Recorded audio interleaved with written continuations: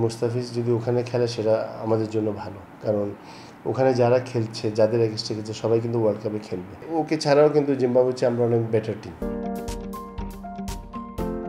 Player অকশনের পর নিজেও হয়তো ভাবেননি চেন্নাই সুপার কিংসের এবারের আইপিএল পরিকল্পনার এতটা গুরুত্বপূর্ণ অংশ হবেন মুস্তাফিজ।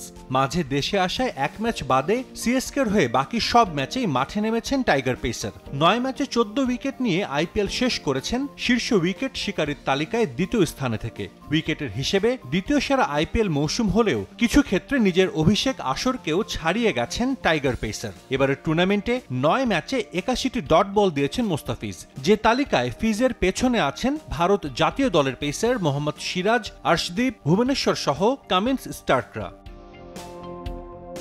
22.71 গড় ও 14.71 স্ট্রাইক রেটে এবার উইকেট শিকার করেছেন সাতক্ষীরা সায়ানাইড, যা তার আইপিএল ক্যারিয়ারের সেরা। 2016 আসরে সেরা উদীয়মান ক্রিকেটার হলেও গড় স্ট্রাইক রেট ছিল এর চেয়েও বেশি। এলো বেক্সিমকো বন্ড, 15% মুনাফায় সর্বোচ্চ হারে সবার উপরে।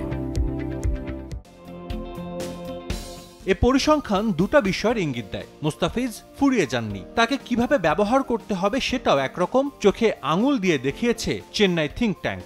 ওখানে যারা খেলছে, যাদের এগেইনস্টে খেলছে সবাই কিন্তু ওয়ার্ল্ড কাপে খেলবে, নাম্বার 1। নাম্বার 2 হলো ওখানকার কোয়ালিটি কিন্তু অনেক ভালো। ধোনি এবং চেন্নাই ওকে কিন্তু খুব ভালোভাবে রিড করেছে, ওকে খুব ভালোভাবে কিন্তু ইউজ করে কোন ওভারে এবং কিসে, সেটা কিন্তু এক্সপিরিয়েন্স শুধু চেন্নাই না, এটা কিন্তু মুস্তাফিজেরও হচ্ছে। মুস্তাফিজ এসে কিন্তু এটা ওয়ার্ল্ড কাপে কিন্তু শেয়ার করতে পারে। আইপিএল থেকে দেশে ফিরে এসেছেন ফিজ, যদিও এ বিষয়ে নানা জনের আছে নানা মত। টাইগার পেসার আইপিএলে ঠিকঠাক যত্ন পান না এমন কথাও উঠে এসেছে। এ বিষয়ে অনেকের দ্বিমত থাকলেও একটা বিষয় স্পষ্ট, সীমিত ওভারের ক্রিকেটে এখনও কার্যকর ফিজ। জাতীয় দলে এখনও তার ঢের দেয়ার আছে বলে মনে করেন আকরাম খান।